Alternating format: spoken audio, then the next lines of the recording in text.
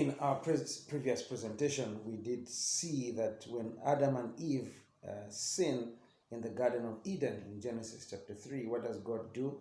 He chases them out of the Garden of Eden. He banishes them, and he puts a seraph, or is it an angel, to guard the entrance to where the tree of knowledge and good was found, lest human beings had access into the tree, and they could have eaten and lived, remained in that eternal state, perhaps of sin and so on. But God banishes them, and then the ground is cursed.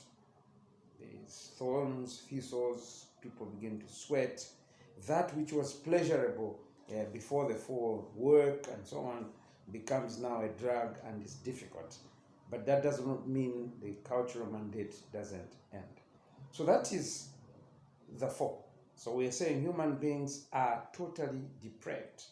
In other words, there's no aspect of their bodies, their souls, and that was left unaffected by the fall. In other words, there's a taint, an imperfection there, and that obviously separates us from God.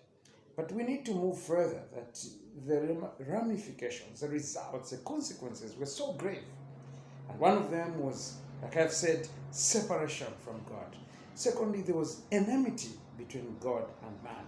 But then also there was blindness and spiritual hostility between God and man. So on the one hand, human beings don't care about God, they are sinners. They don't want to observe the law of God. You see, Adam and Eve, when they sin, they hide from God. Previously, they were interacting with God freely, but then they hide from Him. So we have different views about what it means when we're studying anthropology. What is the nature of man? Is he really, really evil, as could be, or he is just probably mistaken, and all he needs is education, and then he will become well, and so on.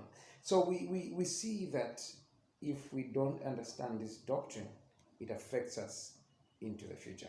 But we will look at this a bit more as we go on.